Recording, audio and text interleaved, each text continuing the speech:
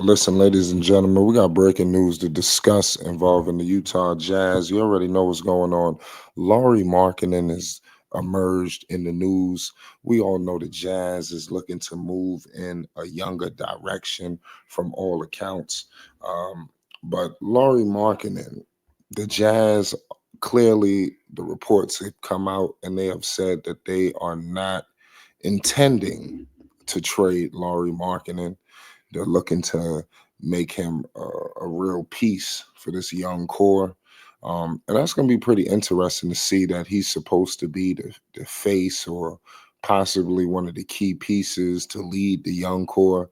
You got the young core out in Las Vegas. I didn't see him. He was not present.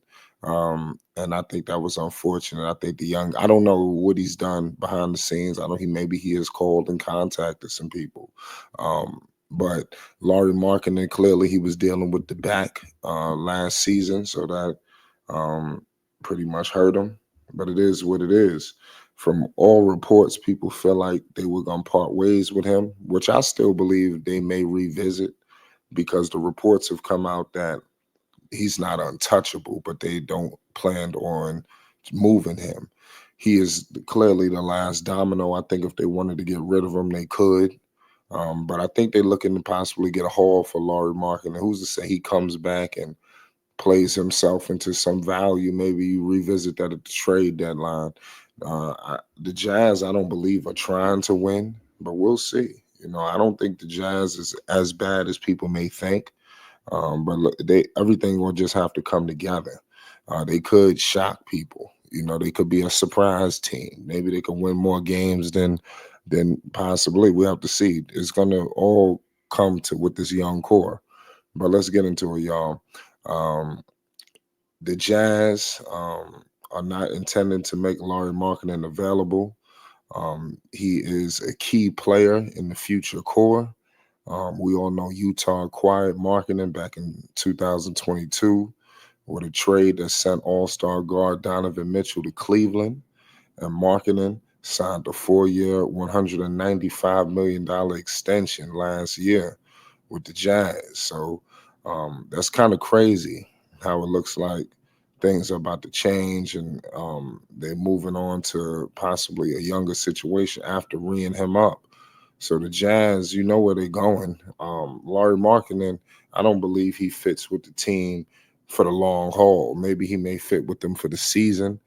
I think that there's many benefits to bringing Laurie Markkinen back with the Utah Jazz just because you can alleviate pressure off these young people. You got Cody Williams, people looking at him to produce. You got Markin in there, he alleviates some of that pressure. He's the go-to guy. You got Ace Bailey, they looking for him to hit the ground rolling.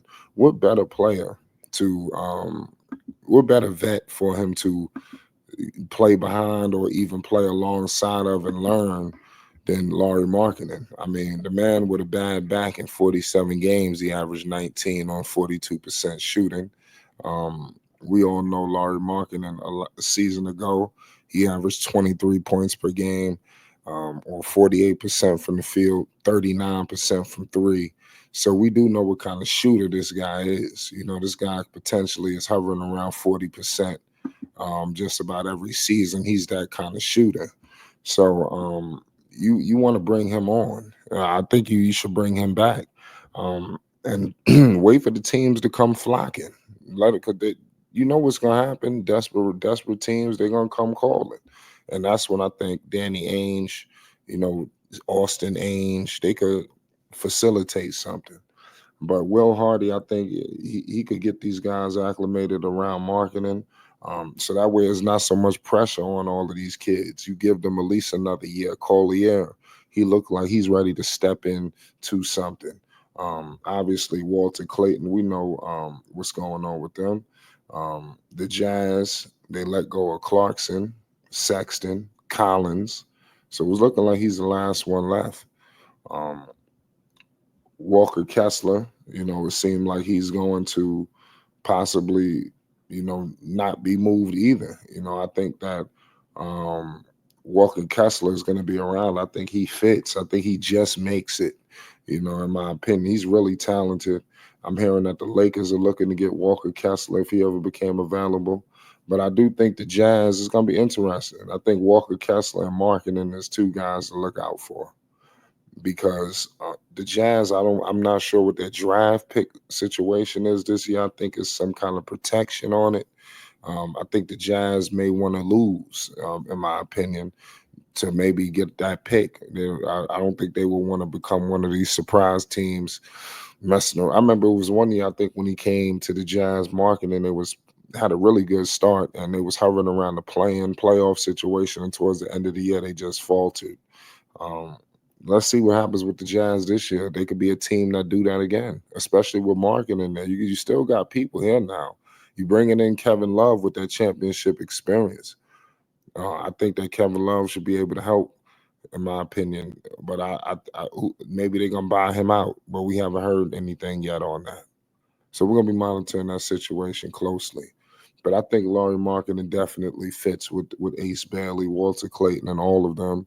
Um, but I would like to see a little bit more visibility because even though as talented as Ace Bailey and company, Lauri Markkanen is the go-to guy here in Utah, especially if he's healthy. We all know that. He just can't be touched. It just is what it is. You know, but y'all let me know your thoughts in the chat. Where can Lauri Markkanen possibly be going? Do you believe the Jazz coming out and saying that he is unavailable? They're looking to hold on to him and this and that. I think it's gonna be interesting to see how it breaks down. If you want more Utah Jazz content, make sure you subscribe to Flight Sports TV, man, because we're gonna be monitoring this Lauri Markkanen situation very closely. He's gonna be a hot commodity. I could see teams like the Lakers calling. I could see, I'm sure Miami. I think that'd be a good fit for Lauri Markkanen. They need something. Um, I'm just trying to think. I thought Charlotte would have made a play for Markkanen, but I don't know. Maybe they didn't. Maybe they didn't see it for whatever reason. But they got Sexton. So let's see what happens. Let's see what these vets do when the old Utah Jazz vets. You got Clarkson in New York. Let's see if he can make some noise. Collins. Let's see if he can make some noise. So Utah, people believe they're the bottom of the barrel squad. I think that they're going to be a future force to be reckoned with. I think they got too much talent. You got this kid Kyle Flipowski. This guy is the truth and a half too. So there's a lot of different directions this team could go. They could play in a lot of different styles. So it's up to coach to figure this out. But let's get in the chat, man. If you want to get in this discussion, get in the comment section. If you're a fan of the Utah Jazz, make sure you subscribe. And if you're new, make sure you hit the like button. Peace and love, man. It's Flight Sports TV. Shout out to the Utah Jazz.